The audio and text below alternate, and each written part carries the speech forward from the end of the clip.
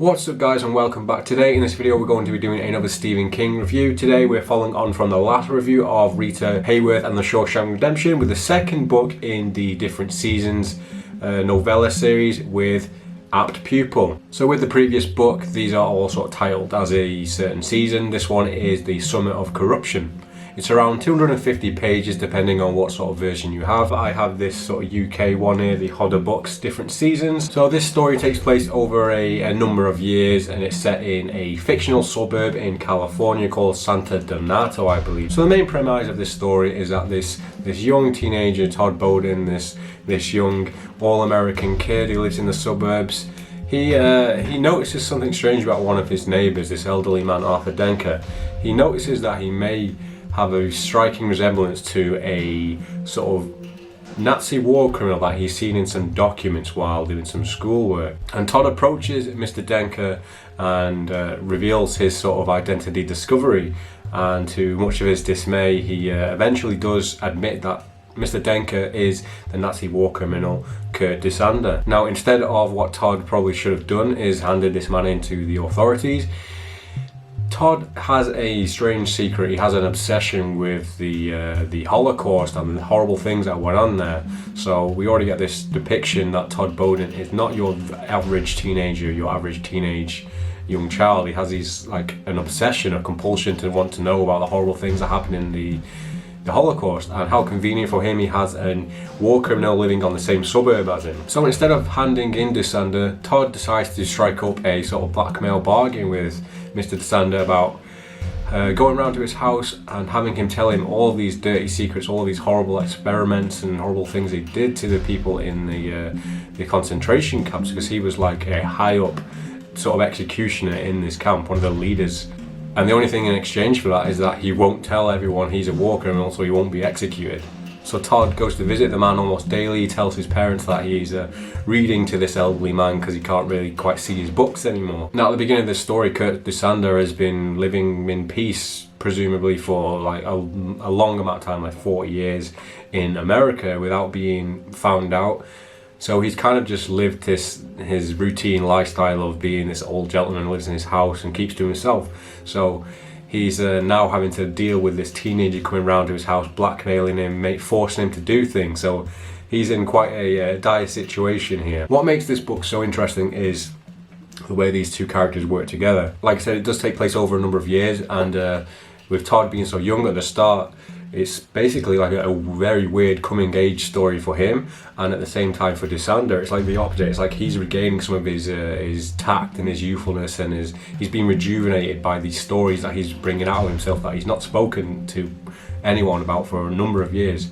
So you kind of have this weird balance where Todd is becoming a adult, and Disander is starting to like remember more of his youthfulness and come out of his shell a bit more. And their relationship is so interesting because they pretty much have a very strong distaste for each other, but also a mutual sort of respect for the things they've done and how Todd has been able to blackmail him and get all this information at such a young age.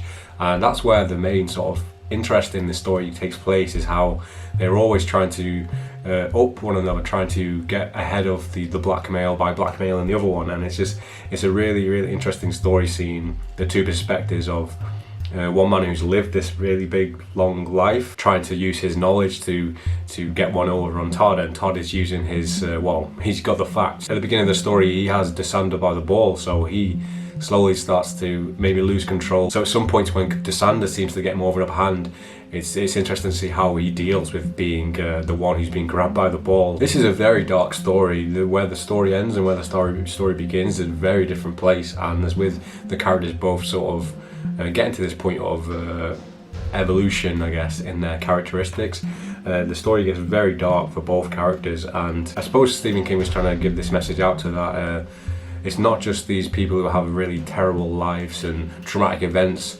that can become monsters. Like, anyone can become a monster, even this teenager who has a very like successful, wealthy background, and Disander, like, anyone can be a monster, and everyone can be disturbed or have their own obsessions and problems. And they definitely bring that out to an extent in this story, where Todd is up to some very strange things behind the scenes. While this is a dark story, it's actually quite funny as well. I would definitely paint this as a sort of a dark comedy story, a black comedy. I've never seen the movie, which stars Ian McKellen as Dussander. Interesting to see if it carries along the same sort of vibe of it being a black comedy. Some of the more crazy things that happen in this book are to do with sort of like dream sequences and fantasies, and they're just completely out there, batshit crazy, some of the things that you see in this, well, you read in this story, especially the ones to do with Todd's sort of weird fantasies about the things that happen in the Holocaust to experiment victims and stuff like that.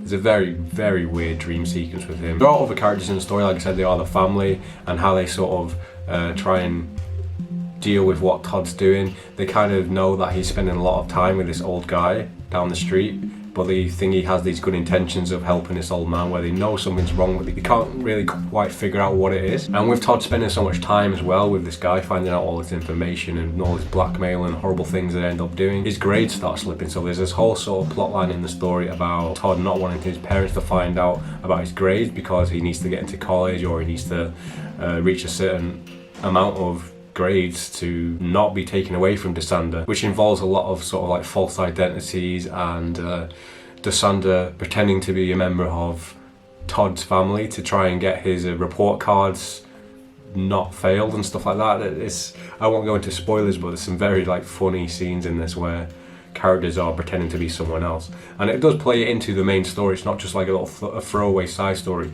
The story is very well like written and all comes full circle by the end of it. I will say the ending of the story, I mean, it definitely builds up and it definitely gets to a point where the characters are up against the wall and they don't really have many places to go. So I can see why the story ends in a way that it does. I just wish it would have given more information on the consequences of what happens in the end to sort of more of the other parties in this, like the families and the people who are affected by what happens in the story. I know that's very, very vague, but I really did enjoy this one. So far, Different Seasons has been a great book of short stories, novellas, and a lot of people say this is one of their favourite sort of collections. And so far, each of these could have easily been a full-size story. So I'm glad they're not short stories. I'm glad they're a little bit longer. So that has been my review for Apt Pupil. I hope you really enjoyed it. Let me know your thoughts below. If you've read the book, let me know what you thought about it. Have you seen the movie? The next book I will be reviewing is going to be The Body, which is obviously the book that was adapted into Stand By Me, the movie, the coming of age movie. So I've read all of Different Seasons now, and I'm currently on to the next book. But stay tuned for the next review, which is going to be The Body. See you later, guys.